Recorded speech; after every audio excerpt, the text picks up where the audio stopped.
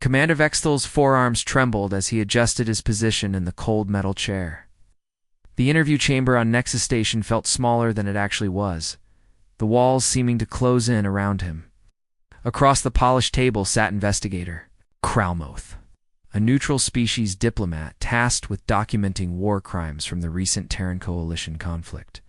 The lighting cast harsh shadows, crossed Vextel's scarred exoskeleton. 3 years had passed since the war ended, but the memories still haunted his sleep cycles. His compound eyes, once bright with military pride, now held the hollow look of someone who had seen too much. "State your name and rank for the record," Kralmoth said, his voice professionally neutral. "Commander Vexel, formerly of the 7th Battle Fleet, Galactic Coalition Forces." The words came out stiff, practiced. He had given this introduction countless times to various tribunals and investigators. Kralmoth activated his recording device with a soft beep. "You were present during multiple engagements with human forces during the conflict.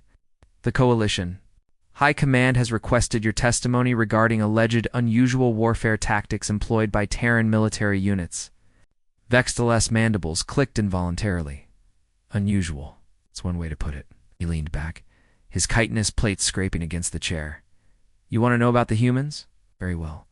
But understand this. What I'm about to tell you will change how you see them forever." The investigator's stylus hovered over his datapad. "Begin with your first encounter." A shudder ran through Vextel's frame. His primary eyes focused on something far beyond the chamber walls, seeing not the sterile room but the star-filled void of space 3 years ago. "Orbital Station Gamma 7, he began, his voice carrying a tremor that hadn't existed before the war. "It was supposed to be a routine operation. Intelligence reported a small human garrison, maybe 60 personnel, maintaining a mining operation in the asteroid belt. We deployed with 3,000 troops across 15 assault ships." He paused, one of his smaller arms reaching for a water container. The liquid inside rippled as his hand shook. Standard Coalition doctrine called for overwhelming force displays.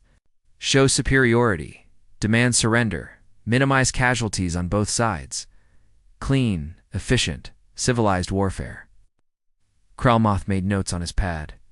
"What was your initial assessment of the human defenses?" Pathetic Vextel admitted with a bitter laugh. "The station was old, probably 50 years past its prime. Minimal weapon systems, no shields worth mentioning, and definitely no military-grade fortifications. We could have reduced it to scrap with a single frigate bombardment. But you chose to board instead." High Command wanted prisoners for intelligence gathering. Information about human military capabilities, supply lines, strategic planning, the usual. Vextel's voice grew quieter. "Volunteered my unit for the boarding action. Thought it would be good combat experience for my younger troops without significant risk." The commander's compound eyes darkened as he continued. "Their commander was a female named Hai-Jin. When she appeared on our communications screen to receive our surrender demand, I honestly thought there had been some mistake. She was small, even by human standards. It's barely reached my thorax in height, maybe half my mass. It's no visible weapons. No battle armor, just a simple uniform with command insignia." Kralmoth looked up from his notes. "How did she respond to your ultimatum?" Vextel's laugh held no humor. "She listened to my entire speech about the futility of resistance, the mercy of the Coalition, the guarantee of fair treatment for prisoners. I laid out our numerical superiority, our firepower advantage. Everything that should have convinced any rational commander to surrender." He stood suddenly, beginning to pace the small chamber. His footsteps echoed metallically against the deck. Plating when I finished, she was quiet for maybe 10 seconds. Then she smiled. Actually smiled, like I had just told her an amusing joke instead of threatening her with annihilation. What did she say? 3 words in their language. Later translation revealed it as "come and take it." Then she cut the communication. Vextel stopped pacing and gripped the back of his chair. At the time, I thought it was typical human bravado. Defiance in the face of certain defeat. I had encountered similar responses from other species, last desperate attempts to maintain dignity before an inevitable surrender. Investigator waited as Vextel collected himself. Within 6 hours? of beginning our boarding operation, everything changed. My first squads reported finding explosive devices in the most unusual places. Coffee preparation machines rigged to detonate when activated, medical scanners modified to release toxic gas. Even the lighting fixtures had been converted into fragmentation.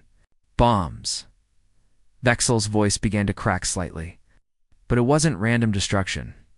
Every trap was precisely placed, calculated for maximum psychological impact. Hyjin had somehow predicted our boarding routes, our tactical preferences, even which equipment my troops would be most likely to investigate. How many casualties did you sustain in the initial assault? 47 dead, over 100 wounded. But the physical losses weren't the worst part. Vexel sat back down heavily. It was what those traps did to my soldiers' minds. These were veterans who had fought in 12 different conflicts across the galaxy. They had seen combat against every major species in known space, but they had never encountered anything like what the humans did to that station. His voice dropped to barely above a whisper. Hyjin had turned their entire facility into a living nightmare. The silence in the interview chamber stretched for several moments before Vexel spoke again. His compound eyes had taken on a distant look, as if he were seeing through the walls into memories he wished he could forget. After Gamma 7, High Command reassigned my battle group to what they called a routine pacification mission. Mining. Colony X-12 in the Outer Rim territories. Vexel's voice dropped to barely above a whisper. Intelligence reports indicated a small civilian settlement with minimal defensive capabilities. 200 human marines stationed there for asteroid mining protection. Krelmoth adjusted his recording device as the audio levels dropped. What made this engagement different from your previous encounters? Everything. Vexel stood and moved to the small viewport in the chamber wall. The stars beyond seemed cold and distant. We arrived with 5,000 troops across 20 assault ships. Standard overwhelming force doctrine. The colony sat on a large asteroid, maybe 15 kilometers across, honeycombed with mining tunnels and processing facilities. He turned back to face the investigator. Their commanding officer was Captain Dongwu. Unlike Hyjin, he didn't even bother with surrender negotiations. The moment our ships entered sensor range, the colony went dark, complete communications blackout. No attempt at dialogue? None. It should have been our first warning that this wouldn't be a standard siege. Vexel began pacing again, his footsteps echoing in the small space. We established orbital positions and began standard bombardment of external defenses. But there weren't any. No shield generators, no weapon platforms, no anti-ship batteries.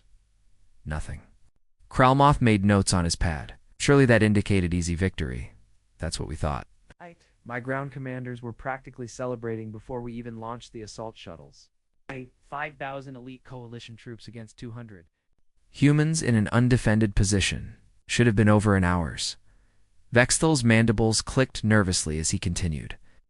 The first landing parties reported no resistance. The colony's surface installations appeared abandoned. No human defenders visible, no weapons fire, no communication attempts. How? My troops began systematic sweeps of the facility complexes. When did you realize something was wrong? About 6 hours into the operation? The atmospheric processors that normally maintained the colony's air supply had been modified. Instead of producing breathable atmosphere, they were generating a thick, toxic fog that hung close to the ground throughout the entire facility. Vexel's breathing became more labored as he recounted the events. The fog wasn't just concealment, it was specifically engineered to affect coalition species. Our respiratory systems couldn't filter it properly, cause hallucinations, disorientation, and gradual poisoning. But somehow, it didn't affect humans at all. How did you discover this? Because that's when Dongwu and his Marines began their hunt. The commander's voice carried a tremor of remembered fear. My soldiers couldn't see more than a few meters in any direction, but the humans moved through that mist like it wasn't even there. They knew every tunnel, every maintenance shaft, every hiding spot in that entire complex. Vexel gripped the edge of the table with all 4 hands.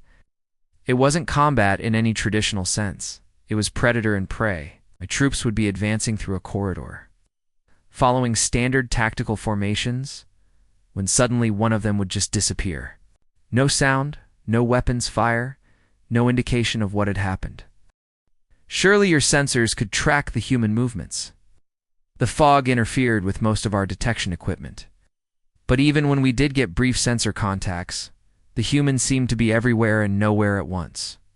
They used the mining tunnels, like a three-dimensional maze, appearing behind us, above us, below us. Never where we expected them to be. The investigator looked up from his notes. "What about your casualties during this phase?" Vextel's compound eyes darkened further. 50 dead in the first day. But it was how they died that broke my soldiers. Morale. We would find bodies with precision wounds, single shots to vital areas, indicating the humans had all the time they needed to aim carefully. But worse were the ones we didn't find. Explain.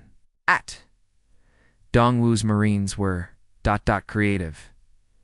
They took our fallen and turned them into weapons against us.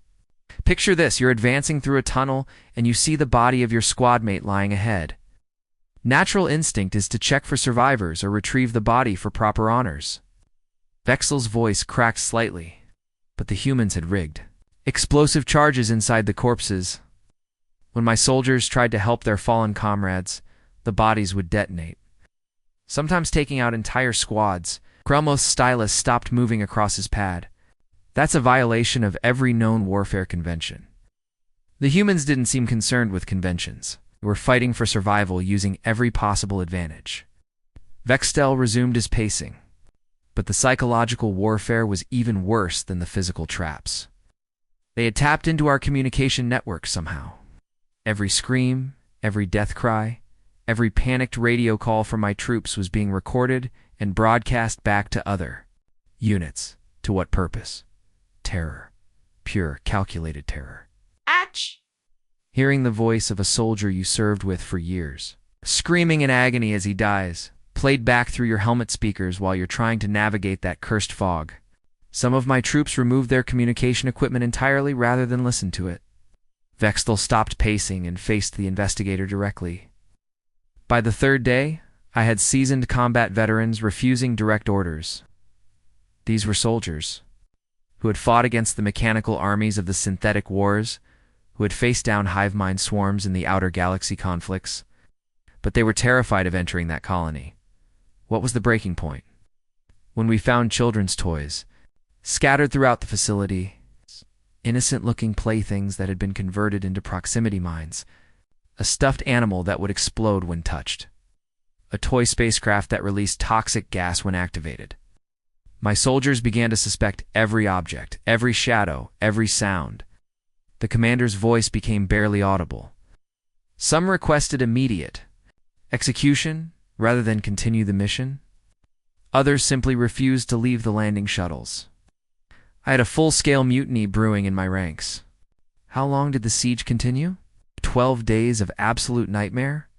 12 days of watching my troops slowly lose their minds to fear and paranoia? We never saw more than a handful of humans at any given time, but they were always there, always watching, always hunting. Vextel sat down heavily in his chair. On the final day, my remaining forces managed to breach the colony's central command center. We expected to find Dongwu coordinating the defense, maybe attempt to capture him for intelligence purposes. Did you find instead he had been dead for 3 days? Single gunshot wound to the head, self-inflicted? But the computer systems were still running automated programs he had created. The fog generators, the communication intercepts, the psychological broadcasts, all of it continuing without human intervention. Vextel Eslaf held no humor whatsoever.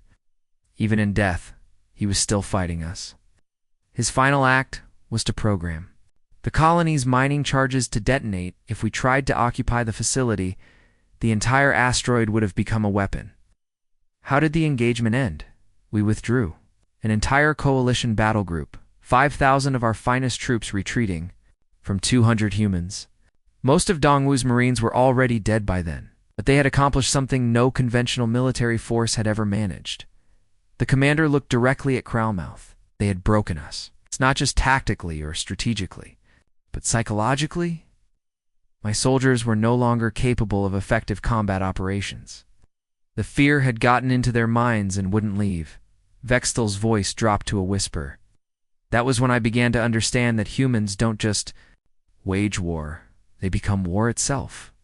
The interview chamber fell silent for long moments as Vextel stared out at the infinite darkness beyond the viewport. When he finally spoke again, his voice carried the weight of someone who had witnessed the unthinkable. After the disaster, at Colony X-12, Coalition High Command was furious. It lost an entire battle group to what they considered primitive guerrilla tactics. The decision came down from the highest levels: no more ground engagements with human forces.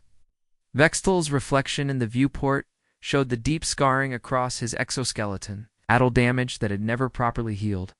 Admiral Ketsun himself issued the new directive: orbital bombardment only.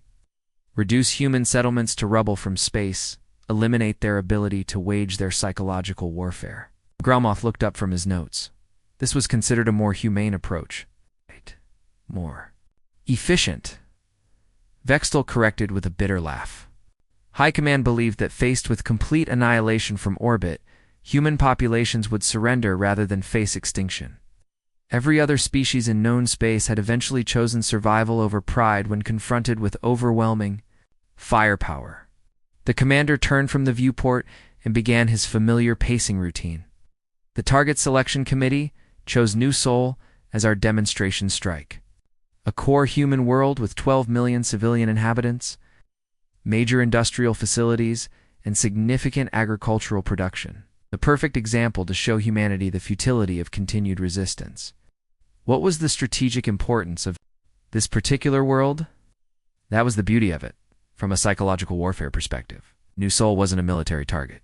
No major fleet bases, no weapons manufacturing, no strategic resources. Just millions of ordinary human families. Living their lives? The Coalition believed that threatening innocence would force human leadership to negotiate. Vextel's mandibles clicked anxiously as he continued. We assembled the largest bombardment fleet in Coalition history. 47 dreadnoughts, each, capable of reducing a continent to ash, supporting cruiser squadrons, fighter wings, everything needed to demonstrate absolute overwhelming force. How did you announce your intentions to the human government? Standard protocol. We broadcast surrender demands on all frequencies, gave them 72 hours to evacuate non-essential personnel and prepare for occupation. Himself delivered the ultimatum, speaking directly to the planetary governor. Vextel stopped pacing abruptly. Governor So Young will never forget her response to our demands. She appeared on the communication screen in what looked like a simple office. No military uniforms or formal regalia. It's just a middle-aged human female in civilian clothing. How did she respond to the ultimatum? She listened to the entire 40-minute presentation without interruption. Admiral Ketsun laid out our terms, our firepower capabilities, certain destruction that would follow if they refused to surrender. He even offered to spare civilian populations if military forces laid down their weapons. Vextel's voice grew quieter. When he finished, So Young smiled. The same kind of smile I had seen on Hyjin's face at Game 7. Not defiant or angry, peaceful. Like she had been expecting this conversation for years. What did she say? 5 words. We choose our own fate. Then she terminated the communication. The commander gripped the back of his chair with all 4 hands. At the time, we interpreted it as typical human stubbornness. Refusal to accept reality in the face of certain defeat. Kralmoth made additional notes on his pad. When did you realize something unusual was happening? Approximately 6 hours after the ultimatum expired. Our long-range sensors began detecting massive energy signatures from human worlds throughout the sector. Not weapon signatures or shield activations. Something else entirely. Thor's breathing became labored as he recalled the events. The first reports came from our intelligence ships monitoring the outer colony worlds. Systematic explosions were occurring across entire continents. But these weren't random destructive acts. They were coordinated, precise, calculated for maximum long-term impact. Military targets? Everything. Hospitals, schools, residential areas, agricultural facilities, water treatment plants, atmospheric processors. The humans were systematically destroying their own civilization. Commander's voice cracked slightly. But it wasn't panic or desperation. These were organized demolition operations carried out with military precision. How many worlds were affected? All of them. Every single human settlement in 47 star systems activated something they called the Phoenix Protocol simultaneously. 12 billion people participating in the coordinated destruction of everything they had built over centuries. Vexthal moved back to the viewport, his reflection wavering in the transparent aluminum. Our sensors showed massive industrial explosions as manufacturing centers were deliberately overloaded. Agricultural areas were being flooded with chemical compounds that would render the soil toxic for decades. Even their orbital facilities were detonating in controlled sequences. Surely there was some attempt to preserve essential infrastructure. None. The humans were thorough beyond anything we had imagined possible. They poisoned their own water. Supplies released engineered biological agents that would make their worlds uninhabitable. Even destroyed their own historical archives and cultural centers. The investigator looked up from his extensive notes. What was the psychological impact on coalition forces? Devastating? My soldiers were watching real-time footage of human families working together to plant demolition charges in their own homes. Children barely old enough to walk were helping their parents destroy everything they owned rather than let it fall into our hands. Vexel's voice became barely audible. We intercepted thousands of personal communications during those final hours. Families saying goodbye to each other. Parents explaining to their children why they had to destroy their toys and possessions. Not tears or panic acceptance. They understood what they were doing and why. How did Governor Sa Young spend her final hours? Broadcasting. She established a continuous transmission from the capital city of New Seoul, speaking directly to every human world and every coalition ship in the system. As the city burned around her, she explained their choice. Vexthal turned from the viewport, his compound eyes reflecting deep trauma. She said that humanity had voted. Every adult human in the galaxy had participated in a simple referendum: surrender or extinction. The vote was unanimous. 12 billion people choosing death over defeat. She remained broadcasting until the end, till the very last moment. Our final transmission showed her standing in the ruins of the governor's mansion. Flames consuming everything around her, still speaking words of defiance. She never stopped smiling. The commander sat down heavily. The psychological impact on my troops was immediate and severe. We had come to conquer worlds and found only ashes. Soldiers who had fought in dozens of campaigns began requesting transfers, medical leave, early retirement. Some committed ritual suicide rather than continue serving. How did High Command respond to this development? Panic. Complete strategic panic. The coalition had never encountered an enemy willing to destroy everything rather than accept defeat. Our entire military doctrine was based on the assumption that rational beings would choose survival over pride. Vexthal's laugh held no humor. But humans aren't rational by our standards. They had turned their own extinction into a weapon against us. 47 worlds reduced to poisoned wastelands that would cost more to rehabilitate than they were worth to conquer. And the broader strategic implications? Every species in the galaxy was watching. The coalition's reputation for inevitable victory was shattered. If humans would rather die than surrender, what did that say about the nature of our empire? Other member species began questioning whether continued expansion was worth the cost. Vexthal stood and moved toward the chamber door. Soyoung's final broadcast was intercepted and recorded by news services throughout known space. Her last words became a rallying cry for resistance movements on a dozen worlds. He paused at the threshold. He said, "We may burn, but we burn. As free beings, from our ashes, something new will grow that you can never touch." The commander's voice dropped to a whisper. That was when I realized we weren't fighting a war anymore. We were fighting against the very concept of human existence. The interview chamber grew colder as Vexthal returned to his seat. His exoskeleton, already showing stress fractures from years of trauma, creaked audibly as he settled into the metal chair. The investigator noticed how the commander's forehands trembled constantly now, a nervous condition that had developed. After the war, 3 months passed after the Phoenix Protocol devastated human space. Vextel began, his voice hollow.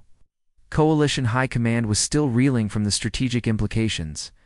47 worlds rendered uninhabitable, billions of credits and potential resources lost forever, but they convinced themselves the worst was over. Kralmoth adjusted his recording equipment as the commander's voice dropped to barely audible levels. The human military had been effectively eliminated as an organized force. Their fleet scattered, their worlds burned, their population reduced. 2 refugees scattered across neutral space. We thought we had one. When did this assessment change? When Deep Space Monitoring Station Thathanen detected an energy signature that should have been impossible. Vextel's compound eyes focused on something beyond the chamber walls. A human destroyer, designation Vengeance, drifting in the void near Sector 15. The investigator looked up from his notes. Why was this significant? Because according to our intelligence reports, the Vengeance had been destroyed 3 weeks earlier during the Battle of Crimson Nebula, direct hit from a Coalition dreadnought's main batteries. The explosion had been witnessed by multiple ships, recorded by our sensors, confirmed by wreckage analysis. Vextel stood and began his nervous pacing routine.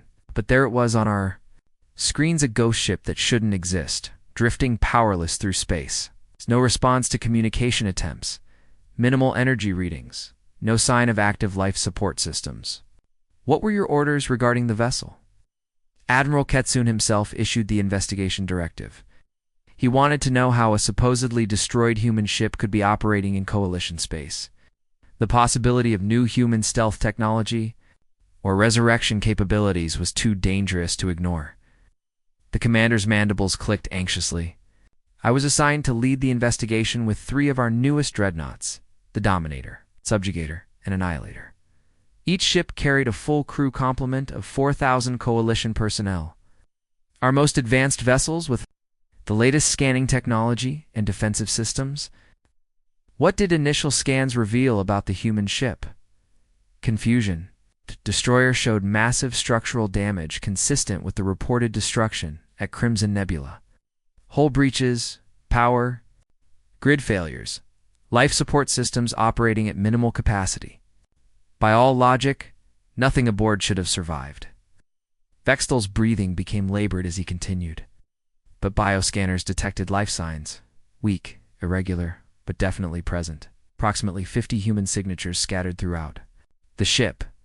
Survivors who had somehow endured 3 weeks in what should have been a floating tomb. How did you proceed with the investigation? Standard salvage protocol initially. We established a boarding party of 60 Coalition Marines equipped with full environmental suits and heavy weapons. The plan was to secure the vessel, extract any surviving humans for interrogation, and analyze their technology. The commander stopped pacing and gripped the edge of the table. When our boarding shuttle docked with the Vengeance, we expected to find dying humans barely clinging to life in damaged compartments. Instead, we found Captain Tahin waiting for us in the docking bay. In what condition? Clean uniform, calm demeanor, even offering refreshments to our boarding party. He acted like he was welcoming diplomatic guests instead of enemy soldiers who had come to capture him. Vextel's voice took on a mechanical quality, as if reciting. Facts could somehow distance him from the memories. Tahan was cordial, professional, almost friendly. He explained that his crew had been expecting Coalition investigation teams and had prepared accordingly. He personally invited our senior officers aboard for what he called final negotiations. Did you suspect a trap? Of course. But our scans showed only 47 surviving humans scattered throughout a heavily damaged ship. We had 60 armed Marines aboard 3 dreadnoughts, with enough firepower to vaporize the destroyer if necessary. The tactical situation seemed completely under our control. The investigator made additional notes as Vextel continued his account. The first indication something was wrong came when we began moving through the ship's corridors. The human crew members we encountered were unusual. They moved with purpose, showed no signs of the trauma or desperation we expected from shipwreck survivors. How had they survived the apparent destruction of their vessel? That became clear. As Taehyun gave us a guided tour of the damage, humans had somehow predicted the exact location and timing of the Coalition attack at Crimson Nebula. They had prepared their ship to survive what appeared to be total destruction. Vextel's hands began shaking more violently. Critical systems had been relocated to protected compartments. The crew had constructed hidden life support networks throughout the ship. Even the explosion damage had been partially staged to make. The vessel appeared more damaged than it actually was. For what purpose? Bait. The entire scenario was an elaborate trap designed to lure Coalition investigation teams into close proximity. Taehyun explained this quite openly as he showed us through his ship.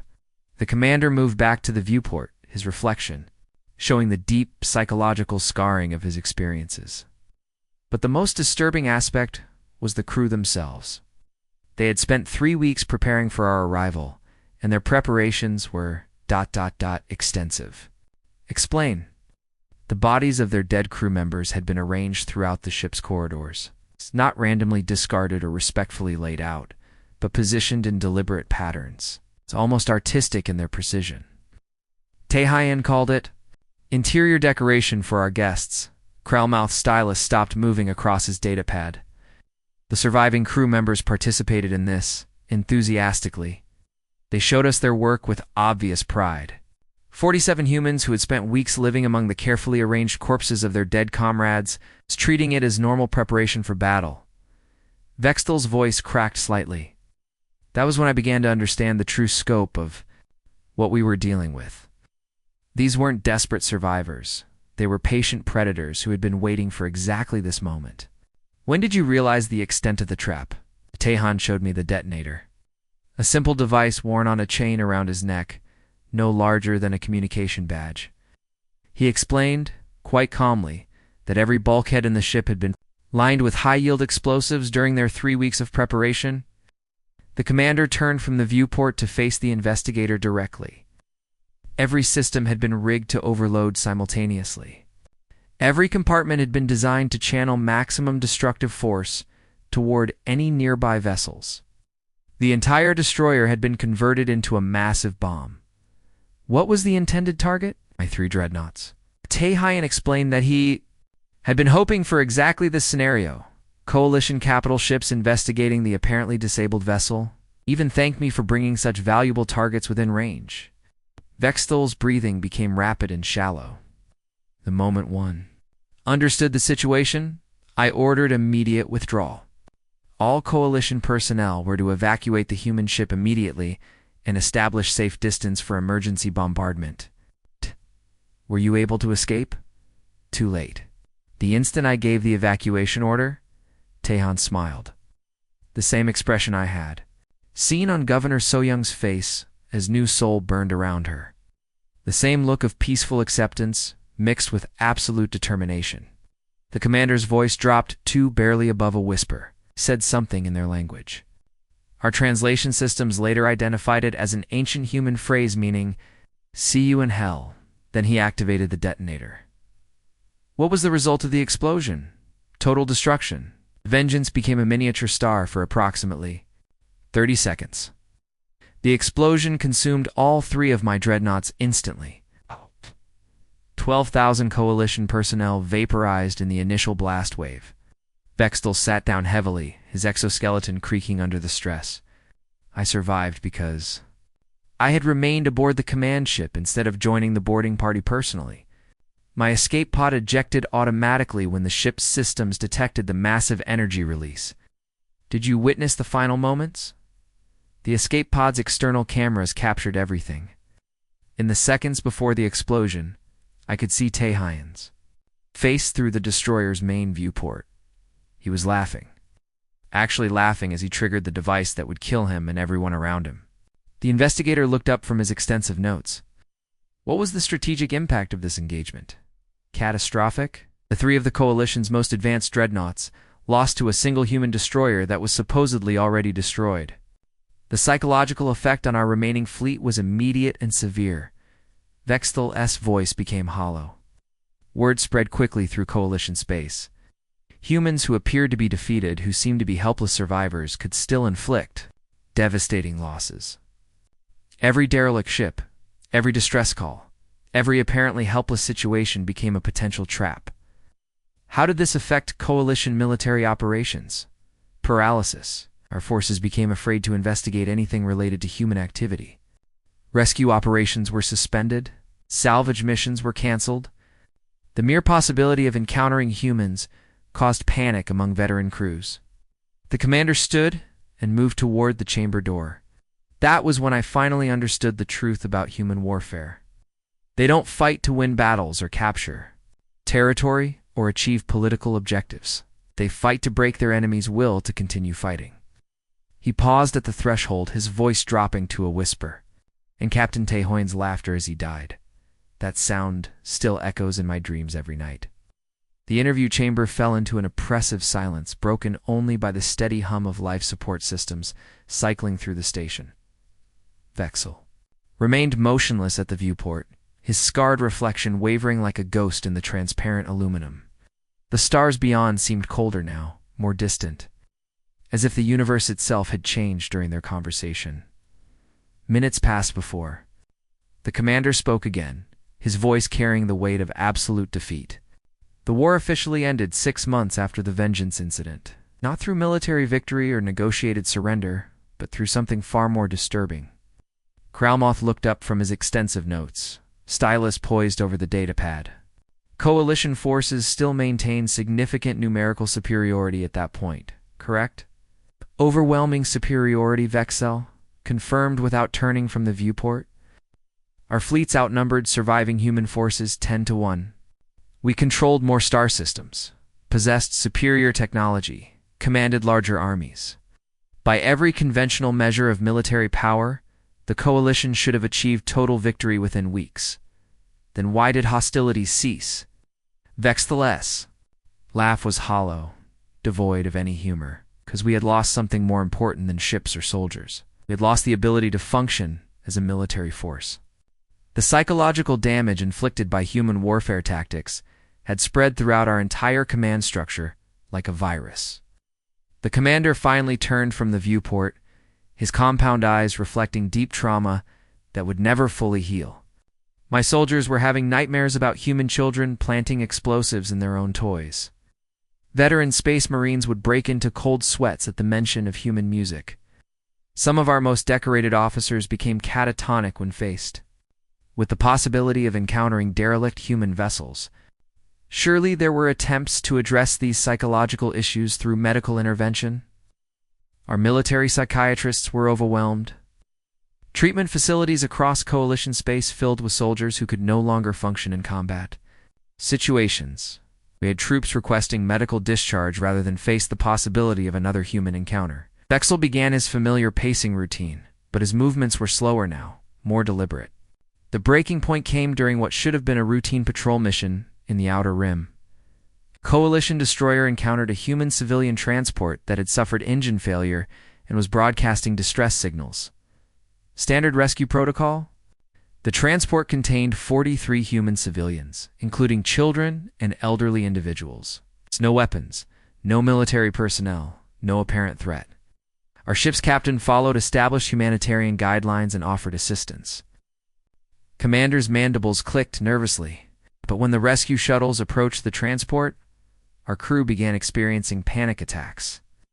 They convinced themselves it was another trap, another elaborate human deception designed to lure Coalition forces into destruction. What was the actual situation? Exactly what it appeared to be. Innocent civilians in genuine distress, grateful for Coalition assistance, but our soldiers couldn't accept that reality.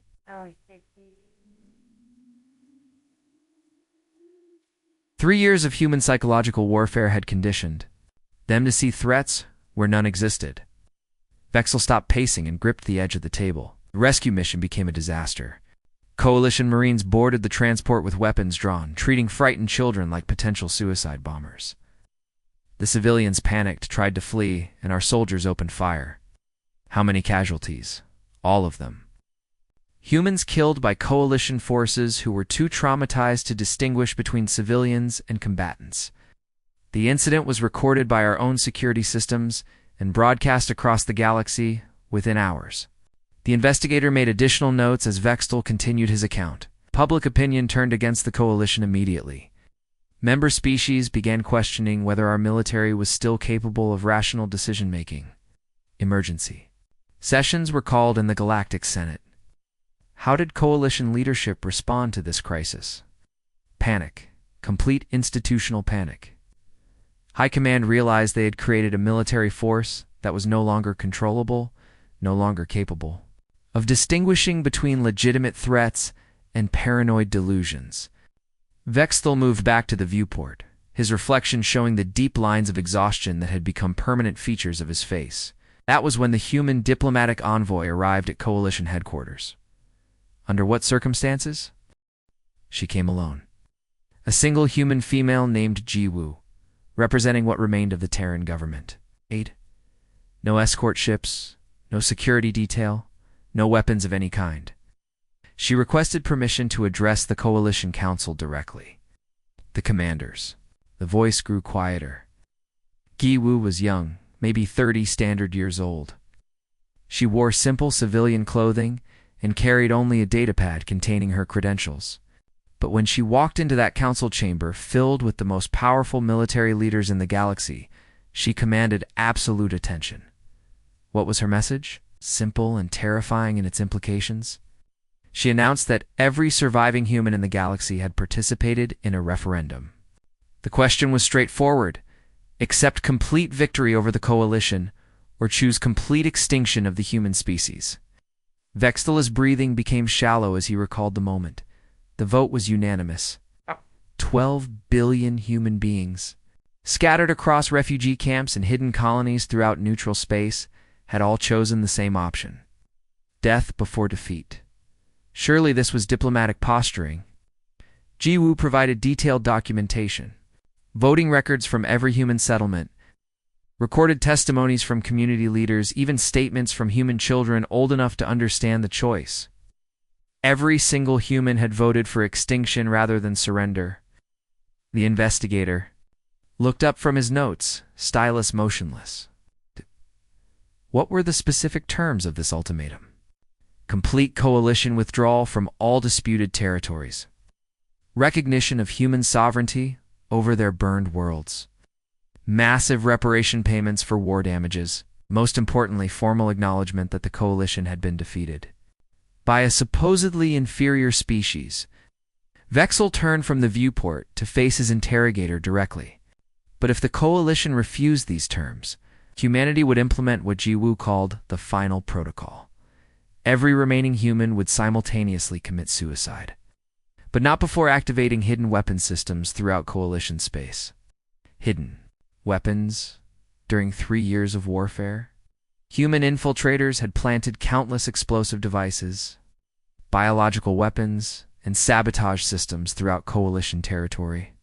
Jiwoo explained that these dormant weapons would activate automatically. If human vital signs disappeared from monitoring systems, the commander's voice cracked slightly as she calmly informed the council that human extinction would trigger the destruction of over 300 coalition worlds. Billions of our civilians would die in revenge attacks, coordinated by people who were already dead. How did the Coalition Council respond? Terror. Absolute terror at the realization that humans had been planning their own extinction as a military strategy from the very beginning of the conflict. Every battle, every engagement, every tactical decision had been made with the understanding that human survival was secondary to coalition defeat. Vexel sat down heavily in his chair, the metal creaking under his weight. Jiwoo gave the council 72 hours to make their decision. Then she returned to her small civilian shuttle and waited in orbit above our capital world. Was the final outcome? Surrender. The most powerful military alliance in galactic history surrendered unconditionally to a species that had never won a single major battle. We agreed to every human demand, rather than face the consequences of their extinction. The investigator made final notes on his datapad. What was your personal assessment of this conclusion? Relief Vexel admitted quietly. By that point, I understood what we were really fighting. It's not a conventional enemy seeking territory or resources, but a force of nature that had weaponized its own existence. The commander stood and moved toward the chamber door. My final report to Coalition High Command was simple. Humanity doesn't wage war in any recognizable sense. They become war itself, transforming every aspect of their existence into a weapon against their enemies. And your recommendation for future contact with human civilizations? Avoid it entirely if possible. But if contact becomes unavoidable, remember this: humans view their own extinction as an acceptable price for victory. They will drag their enemies into that darkness with them, and they will smile as they do it. Vextal paused at the threshold, his voice dropping too barely. Above a whisper, Gu's final words to the council have been recorded in every military academy throughout Coalition space. She said, "We may be small, we may be few, but we are willing to lose everything to ensure our enemies lose more." The door slid shut behind the commander with a soft hiss, leaving Kralmoth alone with his notes and the disturbing realization that he had just documented the most complete military defeat in galactic history. Not through superior firepower or tactical brilliance, but through absolute commitment to a principle that no other species could comprehend, that sometimes losing everything is the most terrifying victory of all. The investigator sat in silence, staring at his extensive documentation of human warfare tactics. For the first time in his career, he understood why the Coalition had classified these interviews at the highest security levels. Some knowledge was too dangerous to share freely throughout the galaxy, especially the knowledge that somewhere in the vast darkness of space, humans were still out there, still willing to choose extinction over defeat, and they were still smiling. The end.